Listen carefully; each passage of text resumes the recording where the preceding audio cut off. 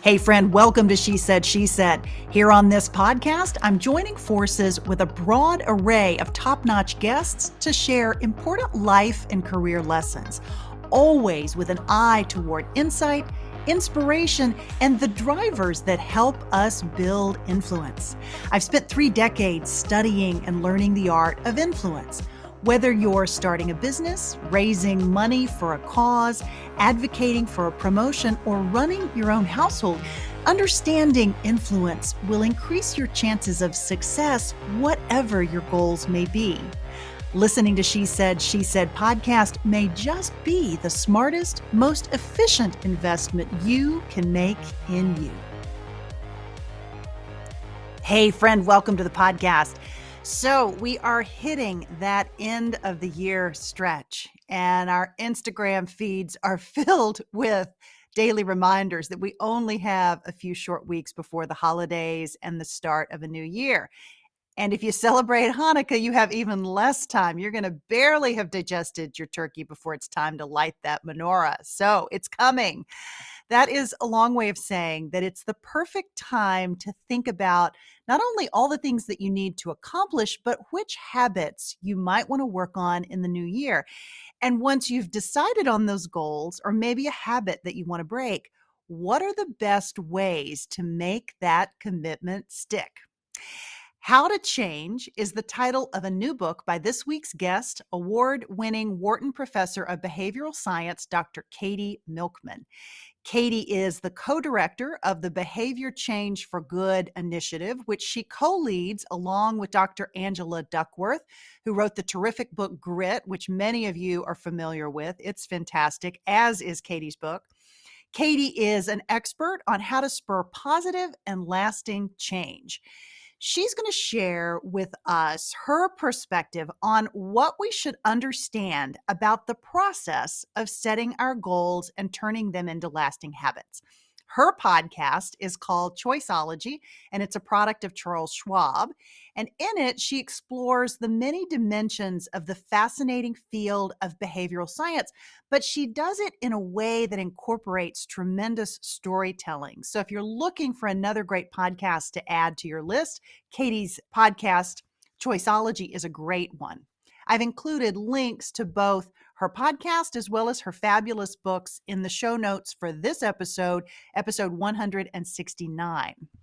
But in this conversation, Katy and I will talk about the science behind why it can be difficult to stick to our goals and how we can think about maybe reverse engineering things to increase our chances of success, and also the role that fun over efficiency can play.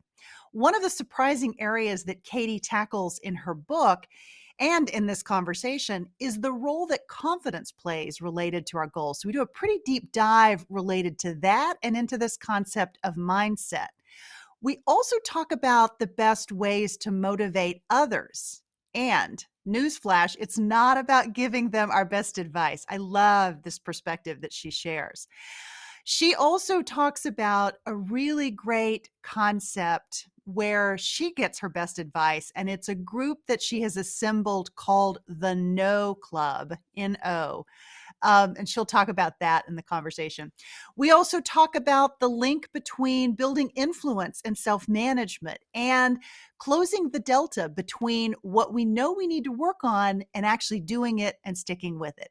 There are some very good reasons why we develop bad habits and why we have trouble breaking them. So don't even think about starting or setting a New Year's resolution until you've heard this conversation with Katy. We're going to dig into all of that, and it's coming up right now. Dr. Katy Milkman, welcome to She Said, She Said. Thank you. I'm so excited to be here. Thanks for having me. Well, I'm so happy to have you. I was delighted when Dr. Samantha Boardman introduced us after she and I had our chat a couple of weeks ago, and I was really delighted to be connected with you because I've loved your book. So welcome. Oh, thank you. And it's an honor to be connected via Samantha, who also just has a fantastic book out and really exciting. Yeah, terrific. So she was my guest a couple of episodes ago. I urge folks who have not had a chance to hear that conversation to do so because she's truly fantastic. But the topic for today is all about behavioral science. To get us started, if you'll just level set, what intrigued you about this field of study? Yeah, behavioral science is a field that sort of lies at the intersection between psychology and economics, and it involves the study of how people make decisions. And I first got interested in this as a graduate student when I was getting a PhD in computer science and business, and I was required to take a microeconomics sequence at the graduate level, which was something I was dreading. I had hated microeconomics as an undergraduate. I was an engineer and thought sort of like the hard and fast assumptions made in engineering problems, they made a world of sense to me, right? Like, this is the distance between point A and point B. This is how much gas a truck consumes between point A and point B. Now let's do some optimization. That made sense. The assumptions made in economics about how people are perfectly rational optimizers didn't. And so Mm. I was dreading this class, but then I took it, and I took the class at Harvard, which is where I was doing my degree. And Harvard was at that time sort of a hotbed of a new rebellious group of economists who were bringing psychology into the field, and they were drawing on the work of Danny Kahneman, Nobel laureate, who discovered some systematic ways in which people make errors. For instance, we weight losses much more than gains when we're our decision calculus, and we're pretty bad at doing probability calculations in general, and we can find systematic ways that people deviate from optimality in that domain as well. So there was this group of people talking about these ideas. It was incorporated into my class, and I was like, wait, this is fascinating. You can actually model and understand the ways in which people are suboptimal, in which we make biased decisions. And I was particularly intrigued because I thought it suggested there might be ways to improve decision making, which is what I now study. And so that's how I first encountered this field. It was in a very academic context, but I think what spoke to me about it was that I could see myself and my friends and my family in in the research and the findings showing people make all of these systematic and predictable errors in judgment. Probably the one that I saw myself most in was something that economists call present bias, or the tendency we have to focus much more on the instant rewards we'll get from an activity than the long-term returns it will provide, right? So this can help explain why people smoke, why they don't Right. save enough for retirement, why they don't eat healthy foods, why they yell at their kids, even though they know that's not the right thing to do. So Binge watch Netflix, I imagine. exactly, exactly. Yeah. So that's what drew me to the field, and it's an amazing community of scholars. It's really grown in the last 20 years since I sort of joined the ranks. Yeah. It's taken off in popularity in part thanks to the work of Danny Kahneman popularizing the field, Richard Thaler, who won a Nobel Prize in 2017, helping to popularize the work through best-selling books and so on. Maybe talk for a second about the value that you see in approaching this field from a slightly different vantage point. Because your academic background started in a different place, what was the benefit, assuming that there is one, right? What was the benefit to having that diversity of perspective? Yeah, I'm a big fan of interdisciplinarity, although it is hard to make a go of it in academia when you don't fit into a bucket. Mm.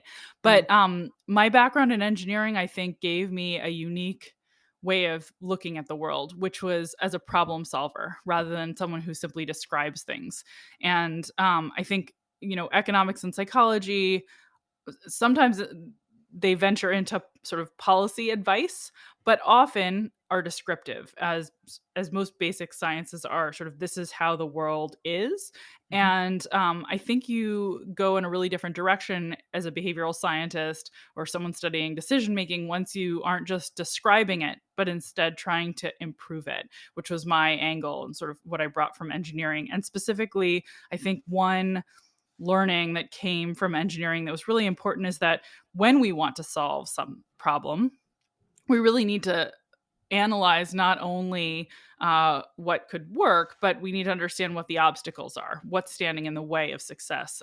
So if you think about something like, building a skyscraper, to do that, you don't just need to sort of start building up, you need to understand like what forces are going to be trying to push this thing down. Like what kind of wind op- obstacles am I going to Hmm. face that's Hmm. going to try to topple this tower? And once you start understanding all the forces working against success, that's how you can build so that, oh, well, this will withstand an earthquake, or this will withstand gale force winds, and so on, because it can be robust to that. I think that kind of thinking turns out to be really important in behavioral science problem solving as well. And one of the things that I'd say, discovered throughout my career, and that is really a centerpiece of the book I wrote about behavior change and how to change our behaviors for the better, is understanding that we have to do the same thing if we're problem solving when it comes to human behavior. So Hmm. when people are trying to build good habits to change their lives for the better, when organizations are trying to encourage employees to have better outcomes, customers to have better outcomes, a step that's actually often overlooked is this sort of diagnosis of the obstacles phase, or this step. Uh, what might be holding change back? Hmm. And I found that actually spending time digging into that can really be an asset in terms of advancing the science and success. So that's sort of a central premise of the book I wrote. And then of course I talk about many different research studies showing different ways of doing that and how productive it can be. Yeah, the book is fantastic, as I've already said. So let's get into the meat of the book a bit. It's entitled "How to Change," and essentially you're breaking down the idea of how we set goals and ultimately stick to them or don't, and the reasons why that ultimately may be the case. Bookshelves are lined. Any self-help area of a bookstore is literally chock full with books on how to set and accomplish goals. What makes this one different, Katy? I think what makes it different is that it's science. So this is not a typical self-help book where someone is sharing their life philosophy and how it helped them achieve so much, but rather it's a book about scientific inquiries that have made it possible to prove strategies that work. And at its heart, it's also not advocating for a single approach, which is typical in Mhm. this genre, to sort of say, look, here, set big audacious goals, that's all you need, or visualize success, or this particular kind of habit is the kind of habit you want to build and it'll change your life.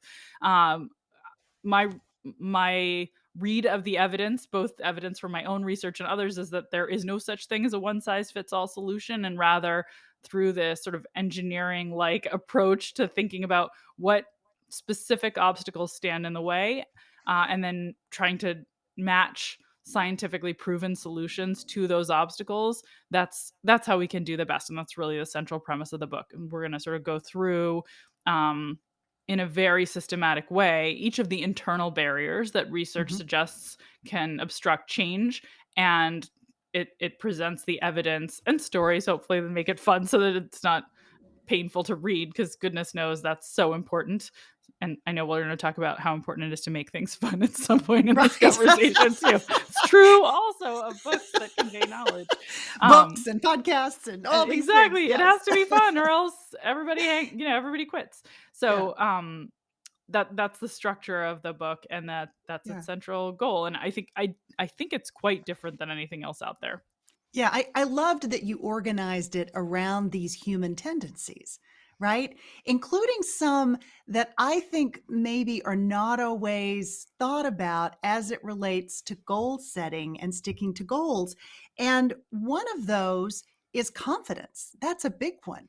Maybe talk about why it was important to include confidence in this list. Yeah, thank you for asking about confidence. I think that might be my favorite chapter in the book, where I dive into the research on how we can boost this. And I will admit that when I'm not studying behavior change around goals and helping people achieve their goals, I actually study the barriers that women and minorities face in their careers and ways to overcome those. Mhm. And I think part of the reason this chapter is important to me is that I think it's a barrier that's more often uh, a challenge for groups that have historically faced negative stereotypes about their achievement. And so it's particularly important to me that we think about how do we help people who are facing that particular obstacle, right? If you've been told your whole life you don't have what it takes in math and science, or you can't be a leader, your confidence is going to be lower than that of your peers, and that's going to be a real barrier to success. And of course, this can be the case for members of, it can be the case for anybody in any group, but I think it's particularly pernicious in cases where I do other research and have a particular passion for making a dent. So confidence can keep us from even trying. A lot of other barriers, we're trying, but we're not making progress, but confidence can hold us back from even giving it a go. And happily, there is evidence that there are things we can do to boost confidence, to boost our own confidence and to support other people's confidence, which, by the way, I should say in behavior change, there's two ways to look at it. One is, can you help yourself? But another is, all of the same scientific principles apply to helping your kids, the people you manage at work, the members of your team, if you're a coach, your students, if you're a teacher. So it's really all the same lessons apply. And we'd want to build the confidence for those that we care about, as well as our own confidence. One of my favorite insights from the literature is that you can actually foster a mindset that increases the likelihood you'll succeed. And this comes from research done by Stanford's Carol Dweck on one of my favorites. Yeah. We talk about her a lot on this podcast. She's done such important work, and her work on growth mindset is a really important thing to keep in mind as you're approaching your goals. And what it shows really is that there's different mindsets we can have about, when we get feedback from the world, negative feedback, for instance, we can think of that as diagnostic of something fixed about us. And that's a fixed mindset. This says I'm not good enough. I'm not smart enough. I don't have what it takes. Or when we get that negative feedback, we can see it as an opportunity to learn and grow. And we can recognize that we're all works in progress. And every time that something bad happens, it's an opportunity to just get better. And that growth mindset, that latter mindset, seems to be much more productive and predictive of positive outcomes. And it can be fostered. So you can teach people a growth mindset, and you can try to have one yourself by recognizing that actually is a better representation of human nature, that almost nothing is fixed. IQ isn't fixed. These things that we think of as traits are typically things that actually can be fostered through hard work and effort. Is there a big difference between establishing habits as it relates to emotional growth, and you're talking about establishing a growth mindset, versus other habits like working out more, or setting other types of goals to accomplish other types of things? Maybe it's weight loss, maybe it's eating healthier, whatever. Is there a difference between those two things and how we approach them? Yeah, that's a great question. Actually, the wonderful thing about mindset is you can sort of change it in a moment, right? So I can tell you, hey, did you know IQ isn't fixed? That it's something that you can work to improve and grow, and that through reading and learning and being around other people who stretch your mind, you can increase your IQ. Done. We just changed your mindset because I just gave you information and it updated your beliefs. So mindset is more akin to a belief rather than a goal. And on the flip side, something like, I need to get to the gym is something where you actually have to change behavior, not just a belief that can be flipped like a switch. So mindset changes are usually quite easy, I think, relative to behavior changes. And of course, some mindsets can be ingrained. We know that patterns of thought can be difficult to change, but this is one that doesn't tend to be a huge challenge. And there's nice research studies that show it's normally sort of a revelation that needs to be provided, or coaching and mentoring along these lines. And then once someone thinks more along these lines, it can actually help them change their behavior more effectively.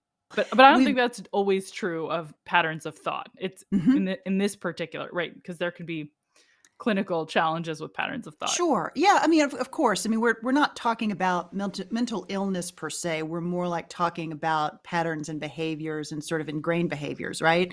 And we've been talking about on this podcast the stories that we tell ourselves and how, sort of crafting our personal stories is really important from the standpoint of building and sustaining our influence. But those stories are also important in terms of the messages that we're sending to ourselves. And that's kind of what you're talking about a little bit, is the sort of the narrative that we're putting in our own heads and what we believe, right? That's right. That's exactly right. And often it's shaped by what others around us are communicating, but it can also be shaped by knowledge that we obtain, right? So, um, things like social norms, which is an academic term for just for what you observe others around you are doing Mhm. typically, right? So it's a social norm to have a smartphone these days. It's a social norm in my community to wear your mask indoors, right? So there's these different social norms that we observe, and those can also change our mindsets and beliefs. And so other people, what they say and what they do on average, has a big impact on that. Yeah. So we're approaching the holiday season and the end of the year. It's traditionally a time in which many of us who are big goal setters set our goals. Is it helpful or hurtful to tag our goal setting to those to those milestones? Is it helpful to actually pick that end of the year or first of the next year to set those goals? Yeah, it's a great question. Well, the first thing I want to just say is that it's normal. So, of course, you know that it's normal to have New Year's resolutions, but interestingly, it's also normal to be more motivated and more likely to pursue goals at other dates that feel like fresh starts, which my collaborators and I call this the fresh start effect. That Mhm. on Mondays at the start of a new month, at the start of a new year in your life, after you celebrate a birthday, at the beginning of spring. There are all these different moments that to us signify fresh starts. And in general, people are more motivated to pursue their goals at those moments. And if they're reminded of an upcoming fresh start date, people get more excited about pursuing their goals than if they aren't given that kind of a reminder. So it's very natural. And my view is that it's very positive because it tips more people towards pursuing goals than would otherwise. And of course, you can't achieve if you don't pursue. People might do it a little bit more casually, which is part of the reason. They may not always succeed, but again, you have to try in order to get anywhere. So I'm kind of a big fan of New Year's resolutions. I just think that if we want to see more success, we need to use more science to actually help us on the journey from setting that goal to actually accomplishing it. Yeah, I've heard you talk about, and it's in the book as well, that there's some caution around those reset moments and why those resets may not work for everybody. Talk a little bit about Yeah. that.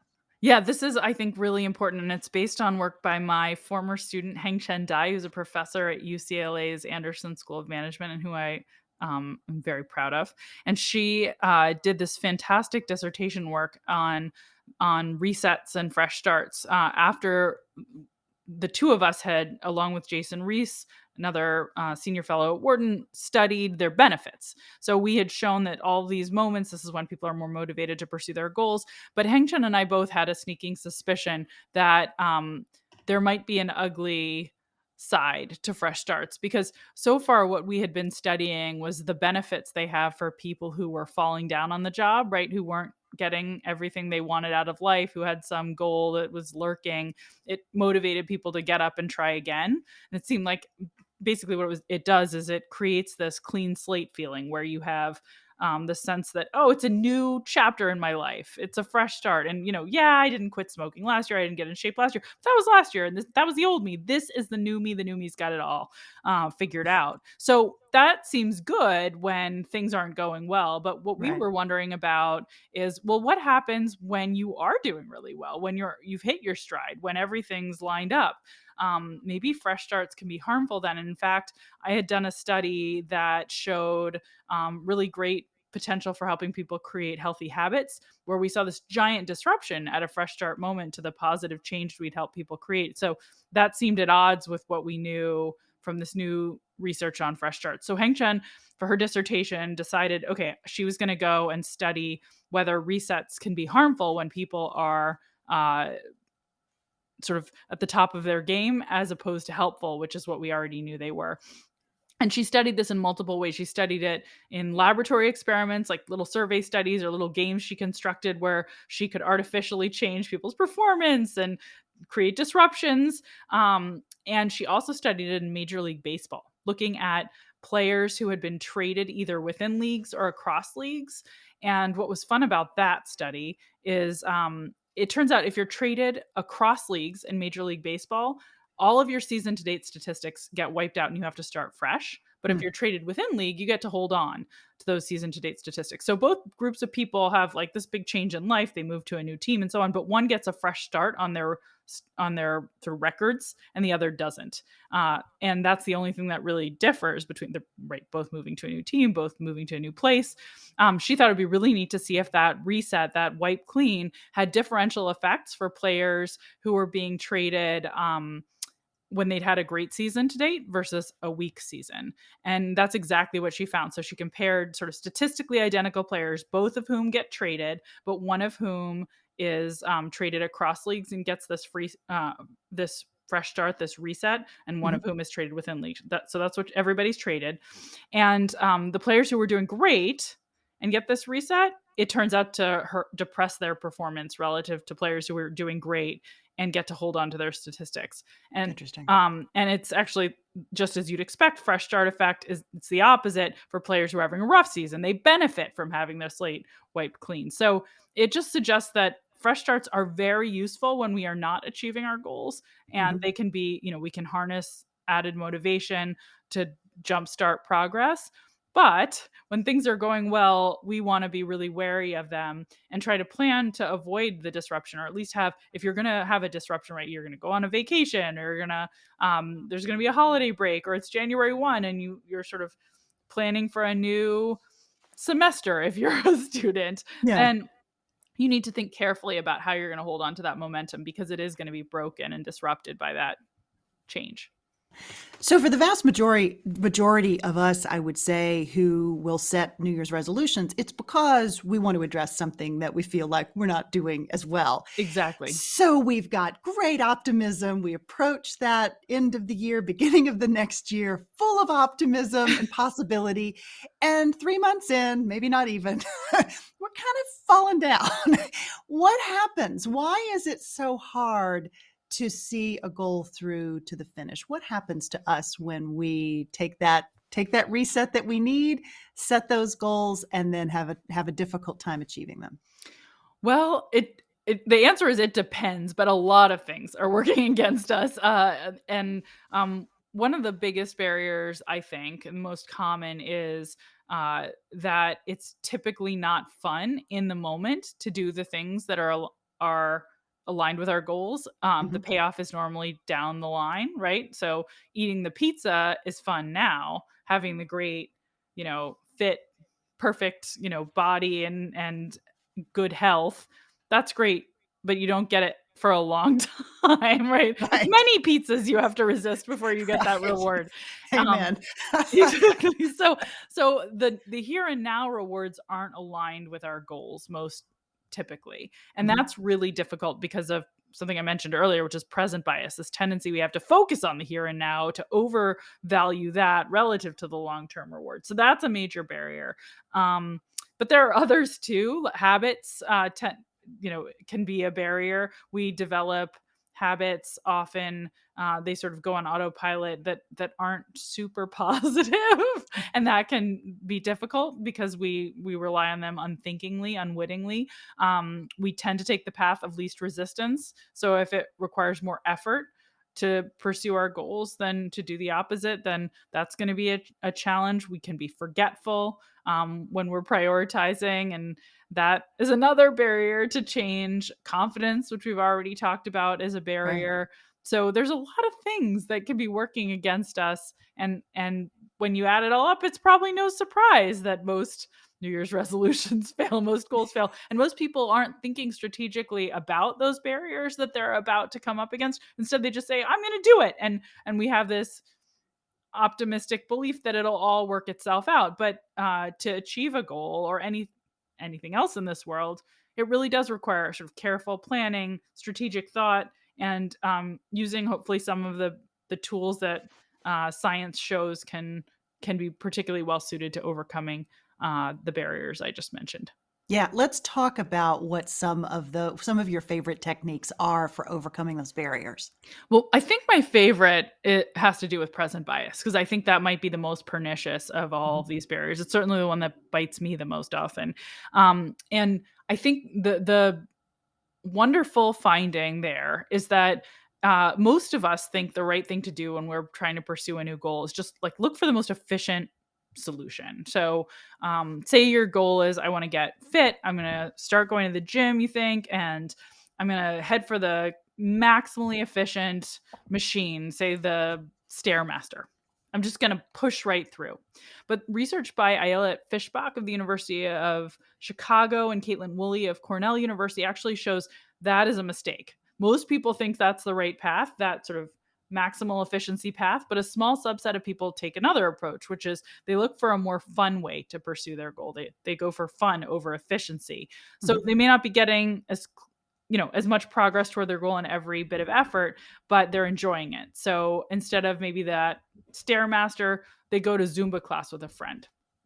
And it turns out that if you prioritize fun over efficiency, you actually get better results because you persist longer.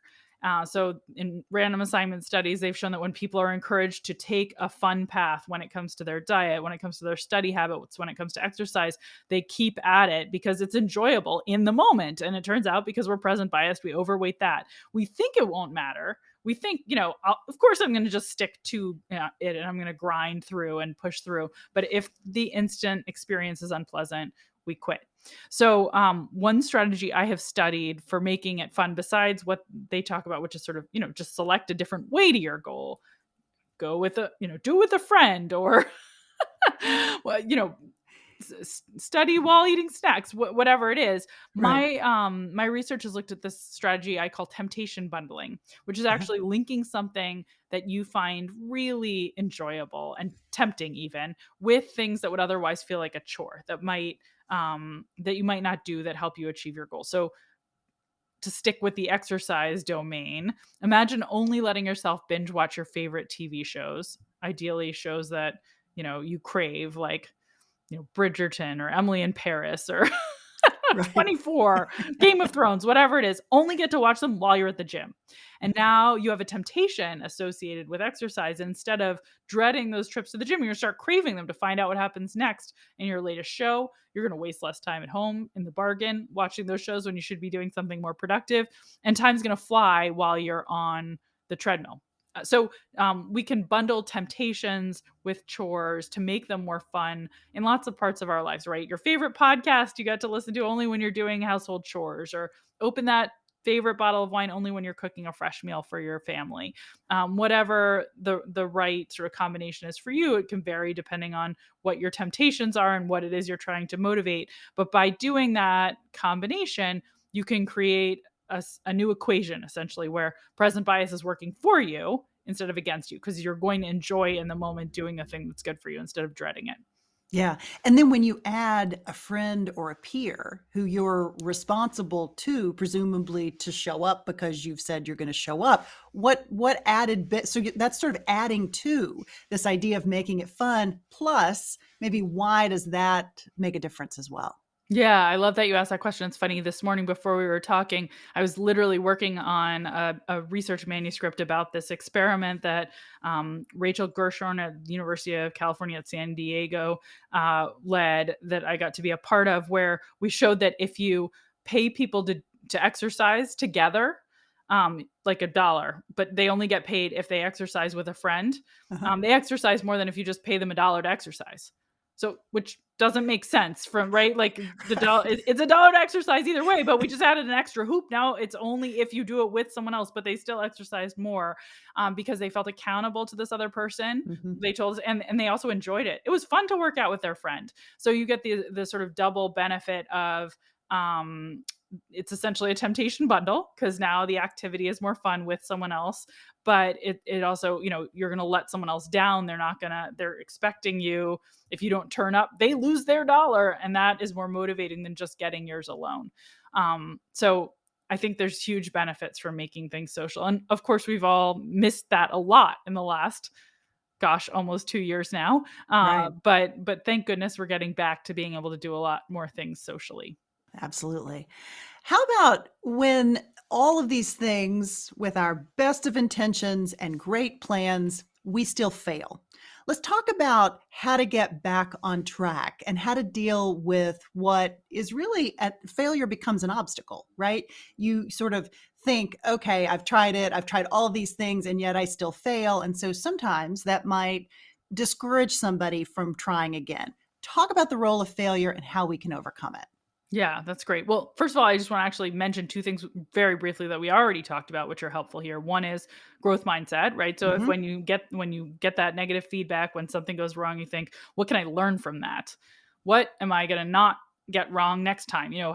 How can I analyze the situation and grow from it, as opposed to just, oh, I'm such a failure, right? So Right. it's a different interpretation, but that can really matter. The second is actually fresh starts, because one of the beautiful things about fresh starts is they can help us wipe that slate clean so that we don't sort of wallow in our failures and think it's hopeless, but we can say, okay, I'm turning the page, new chapter. You can look for the Monday or you know, the start of a new season, the beginning of a new month, the beginning of a new quarter, sales at work, whatever fresh start resonates for you, a birthday, and sort of pin your hopes to, I'm going to start over then. That's when I'm going to begin again. That's my moment. And that can help psychologically with sort of compartmentalizing this failure. That was old me. Here's how things are going to be different. So those are two strategies that can help. A third one that I actually want to mention, though, is based on research by Marissa Sharif, who's my colleague at Wharton, and also Suzanne Shu at Cornell. And this is based on a strategy Marissa used to motivate herself, anticipating that she would sometimes fail to achieve a goal. And I'm realizing I'm giving a lot of exercise examples. I'm going to I give love another that. one. Yeah. We're staying on track. This is not, my research and my book are not about exercise. It's a goal. It's a common goal. But anyway, you can use these strategies and lots of the researches and many other parts of life. But I'm going to stick with exercise because this is a story Marissa tells. So her work on this was motivated by wanting to work out 7 days a week, ideally, Mhm. but knowing she couldn't always do it, and being very aware. She's a behavioral scientist of two competing issues. One is, if you don't set tough goals for yourself, you don't set stretch goals, you won't achieve as much. So it's important to push yourself, right? If you set a low bar, like, she really, like, I'm gonna exercise 5 days a week, she's like, that's too easy. I'll always hit that, but I want to push myself. So you want that high bar in general. That's but when you set a high bar, you face another barrier, which is something called, and I love this, the what the hell effect. Mhm. The what the hell effect is, that's a best named effect in psychology. It is the effect where you have a goal and you have a mess up and you just throw up your hands and give up on yourself entirely, right? And it's often talked about in terms of diet, like, you're gonna stick to this diet on Monday, and then you go in to work and there's some donuts because somebody's having a birthday. You eat the donut and you say, "Ooh, what the hell?" And then you have, pizza for lunch and cake for dinner and so on. The whole thing is, you give up on yourself. So she knew that goal failure can lead to this what the hell effect. So she's like, what do I do? How do I solve these two problems? I want the tough goal, but then I'm more likely to fail. And if I fail, I give up completely. Can I engineer a solution? And she came up with a really clever strategy psychologically, which is, she gives herself 2 emergency reserves a week, but sets that tough goal. So she goes for 7 days a week. She's aiming for a run, knowing that some weeks she won't quite be able to do it. But if something goes terribly wrong, right? Like she gets sick one day, or she has an out of town friend and she just has to be with them in the evening, and so she can't make her run. She calls it an emergency, and she turns in one of her chits to herself, and it doesn't count against her. Mhm. She gets 2 of these freebies a week. And this has really motivated her. She almost never takes them because she doesn't want to, unless it's a true emergency. She tries to save them in case something is really needed. But now if she does have something go off track, she recovers from failure. And she's done randomized controlled trials both in the domain of exercise and also just productivity goals, showing that when you give people a goal of doing something 7 days a week with 2 emergency reserves, they achieve far more than if you give them the goal of doing it just 5 days a week, which is identical, Mhm. or when you give them the goal of 7 days a week with no emergency outs, when they're going to have this what the hell effect. So you can call it a mulligan or an emergency reserve, whatever you want, giving yourself some wiggle room, sort of planning for that possibility that sometimes things can go wrong, and not allowing yourself to give up when you do in this way, I think is really important and valuable. I love that. It's a component of the Weight Watchers app as well. I'm a big proponent. You can't always tell it, but I'm a big proponent of Weight Watchers because it allows me to sort of speak to the things that have historically worked for me, the tracking piece, but then also having that reserve number of points that you can use anytime. It's like sort of bonus points, if you will. And it kind of works the same way. So it's Absolutely. really, yeah, really interesting to learn about the science behind all of this. Maybe talk a bit about how this work has impacted your life. I'm struck as I'm reading this and thinking about it. None of us are perfect, right? We all set goals. We all fall down from time to time. Like, how do you prevent yourself from falling into the trap of being like, okay, I'm an expert in this. I can't ever drop a ball. How do you not let that pressure get to you? It's I, funny because I often talk about the work I do as me search. I uh-huh. mean, it's research, evidence based. It's not me search, but there's a selfish motive and an inward looking component to it. And it's I do think the people who study this topic sort of fall into two buckets. There are the researchers who are like unbelievably self-controlled and disciplined and like have never made a mistake in anything in their lives. They got straight A's the whole way through and they They were star sound boring. athletes. Well, they end up at elite universities studying. Like, that's where you want them. They're like, get everything perfect in life. But some of them are like, who are all these other weirdos wandering around messing things up? I need to study this and understand the world around me. So that's like one category of people who studies this Right. stuff. And then the other category is people like me who are like, I have all the problems. And if I don't study the stuff, like if I don't try to figure out what works, I will never get anywhere on this planet. So I definitely have always identified in that group. Like, I struggle with decision making. I'm the person who you go out to dinner with, and I'm like staring at the menu anxiously until the waiter arrives, and I change my mind after I hear what someone else ordered. Then I call the waiter back and change my mind again. And I teach decision making, but I teach it because and I study it and I think about these things because I struggle with them. And I think it's really interesting that we are designed in a way that we end up with these challenges. And I see huge potential benefits from understanding, like, how do we do this all better? How can we Yeah. grow? So anyway, I don't feel insecure about making mistakes. I learn from them. It's often where I get my best research ideas is I flub something and I'm like, how did I do that? How could that have happened? An optimal decision making machine would never have given into that temptation. And therein is the opportunity to do science. So Yeah. I think that's how I deal with it. I love that. And it's such a perfect illustration for why things like perfectionism can really stand in our way. You're talking about the opposite of that. You're really talking, and you are at the top of your field. For anyone who doesn't know and isn't familiar with your work, you're at the top of your field. And it can be really easy, I think, for people to hold themselves to a standard of perfection. And I think this is especially true for women oftentimes, not just women, but it is often true for us, of not instead looking at these as opportunities to really learn and grow and take us to the next level. So I love that you illustrated that so beautifully. And you also talk about this level of self-awareness, right? And sort of getting to this idea of imposter syndrome that sometimes we can be our own worst enemy. So I love all of that. Let's talk a bit about, there was uh, another topic that I've heard you talk about, and I think you mentioned this in the book, and it is the importance of being mindful of the company we keep, right? Part of this is sort of our surroundings, maybe who we are married to or live with or our circumstances. It can be all sorts of things, or it's the friends that we pick or the friends that we pick and we stay connected to, or maybe it's our family. Talk about the impact of the company you keep and why that matters.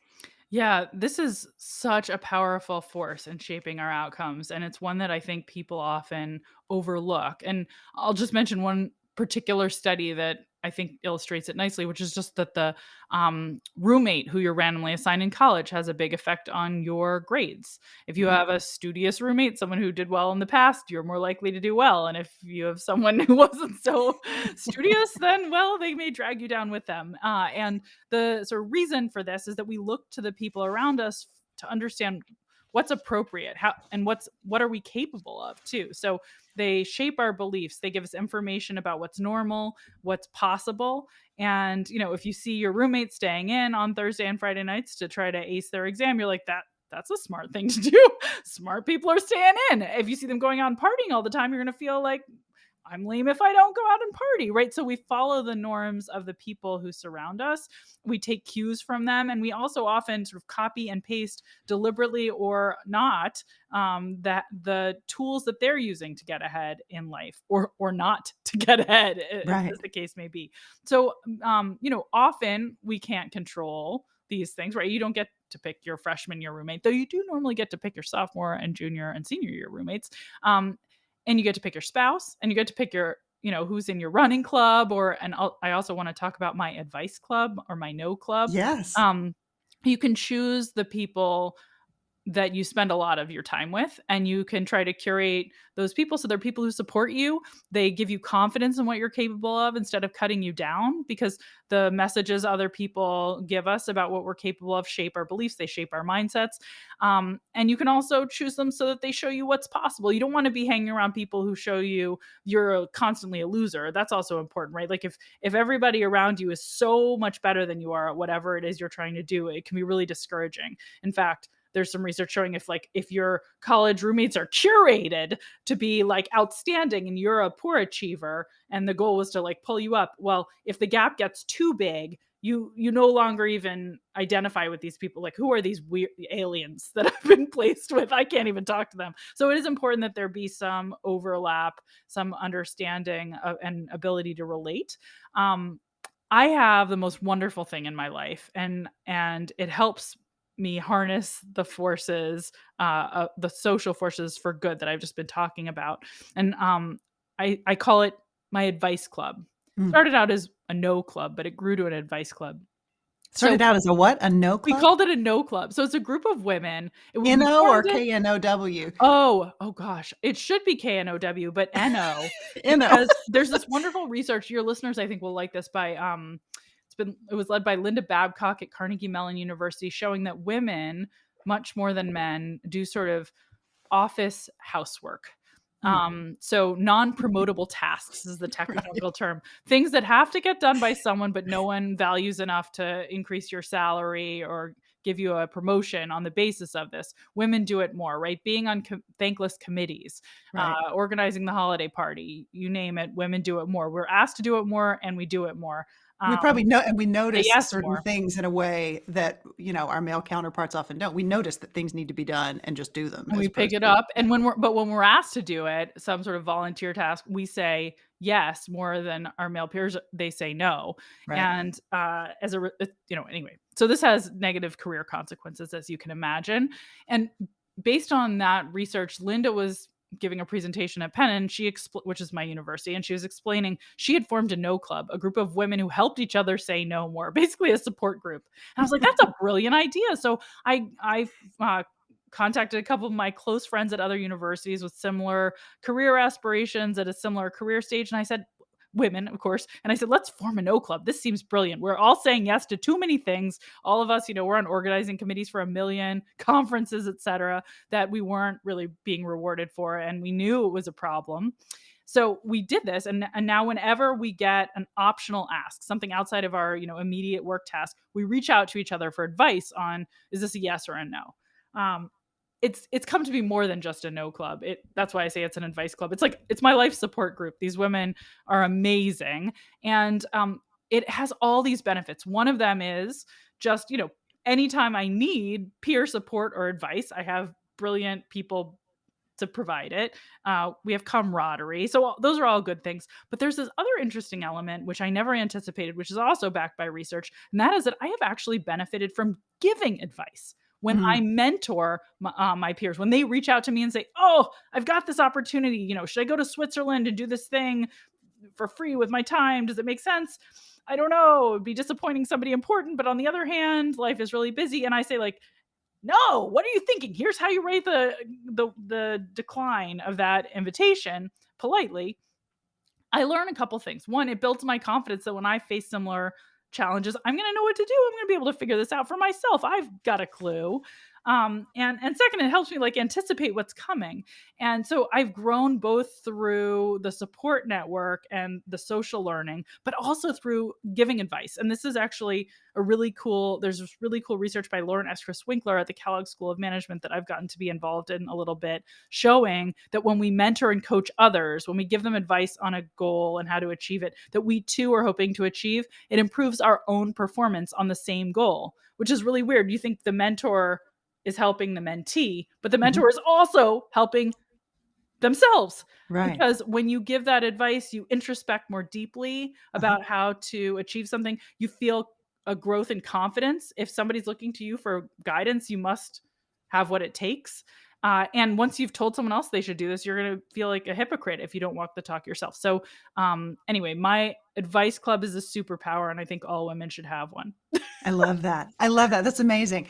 I'd love for you maybe to talk about does that approach as it relates to mentorship and thinking about encouraging someone to mentor someone else, how does that work with maybe a younger generation? Maybe you as a parent are trying to motivate your kids.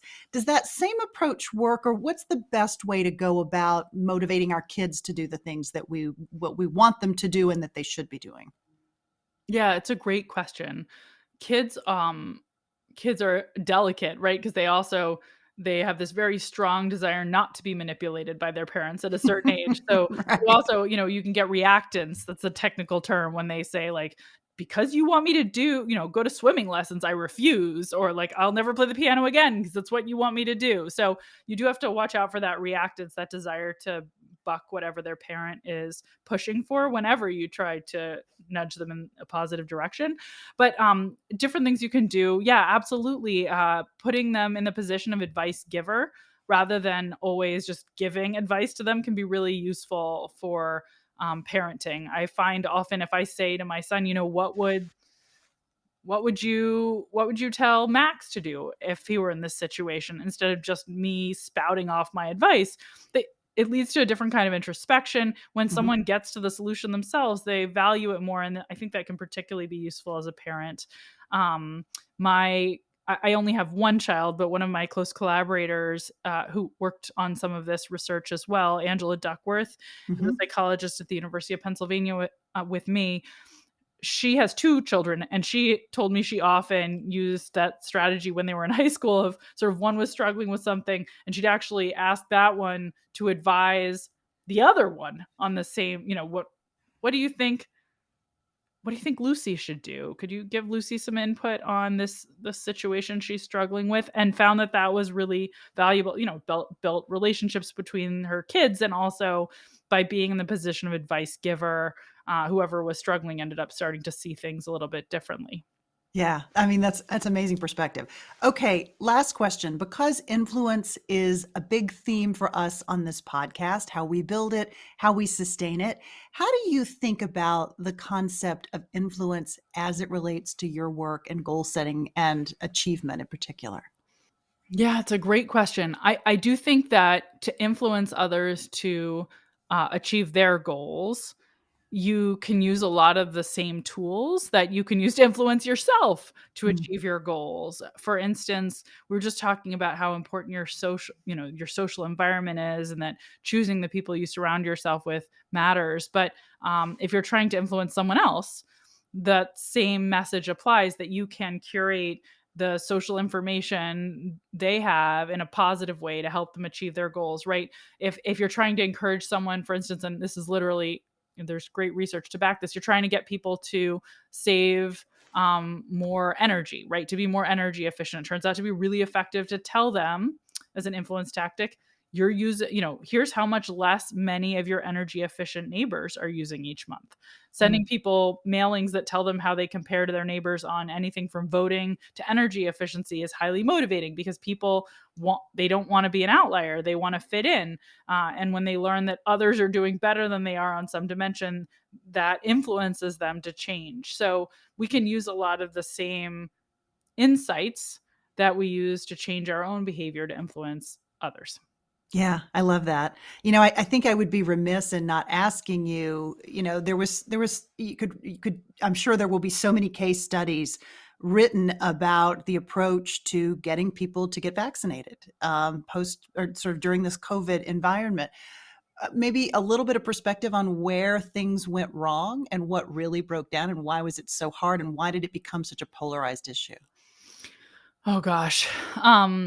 Well, I will just say that I started working on this problem in the spring of 2020, which is when we went into lockdown and might Mhm. sound early to you, but it was immediately clear to me that one of the most important questions behavioral scientists could think about with the pandemic would be how could we develop communications about vaccines, because that was going to be our way out. And I knew from my past research on encouraging flu vaccination that a lot of people, even people who weren't really resistant, don't get vaccinated because it's a little bit of a hassle and it's complicated, and so they don't follow through even if they intend to. I think, so many things have gone wrong. We have done a bunch of randomized controlled trials showing things that do work. And what I'm most disappointed in is that we weren't rolling out best practices from the get-go in terms of Mhm. communicating about this. So some really low-hanging fruit that we missed was like making it completely hassle-free to get vaccinated. Like, you know, Right. it's it is now, Right. but it took so long to get there. Giving every American an appointment the minute they were eligible at their local pharmacy or with their doctor's office, scheduling them for the date and time when they'd get it, telling them it had been reserved for them. These are things that research by myself and others proves that it sounds like, why would that, you're thinking about the vaccine like true anti-vaxxers, but most people aren't. And Mhm. and they may harden into that stance if it's just not easy enough to sort of roll up and get that vaccine. We didn't do enough to make it trivially easy. You didn't even have to think about it, almost didn't have to lift a finger to Mhm. take care of it. And then of course resistance set in. This will sound surprising perhaps, but I do, the evidence suggests mandates are not only incredibly effective, but also persuasive. Some Mm. people, I think, feel uncomfortable making that decision for themselves, but when it's out of their hands, they say, okay, well, I have to do it. Or maybe they don't want to justify to family members who have a strong political leaning why they chose to get a vaccine, but now they can point to this excuse and they don't have to say it has anything to do with their politics. So so I do think that it probably would have been better if mandates had come along even sooner, so it was clear, like, everybody's gonna have to do this eventually, um, because that's where we've ended up in the end anyhow. Yeah. And if it had become a norm faster and it was clearer sooner, I think that could have been positive as well. Yeah. I mean, Sort the of whole counterintuitive.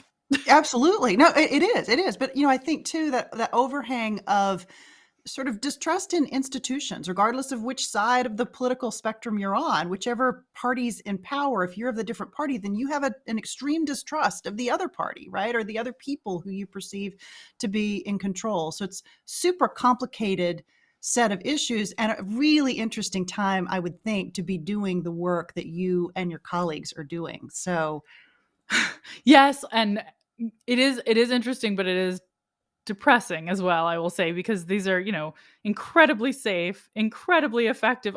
It's almost like magic, we're so lucky to live at a time when we have something like this available. in And terms of vaccine, you're talking yeah, about. and it's Yeah. just sad to me that it's become political. I mean, these vaccines were developed by the Trump administration, and they're being offered now under the Biden administration. Why can't we see that that means both administrations were a Right. part of this? And everybody agrees that scientists on both sides of the political spectrum, this is the best thing that could have happened. It is. There are interesting questions to be asked, but I also find it deeply sad that to save so much human life, we couldn't come together on this. Yeah. Okay, we could talk more and we will. I'm going to have you back because there's lots more topics that we could obviously tackle. Dr. Katy Milkman, it was such a pleasure to have you here. It was really, really a treat to talk to you. I love the book. The book is called How to Change. I urge my listeners to go out and grab a copy. It's available and it's included in the show notes for this episode. Katy, thank you. Thank you so much for having me. This was a real pleasure. I loved it. Friend, I am delighted that you joined us today, and I'd love to hear what you thought of this or any of our She Said podcast episodes. You can send me an email via the contact link on our website at shesaidpodcast.com, or message me on Instagram, Facebook, LinkedIn, or Twitter. I would love to hear from you. Until next week, take care.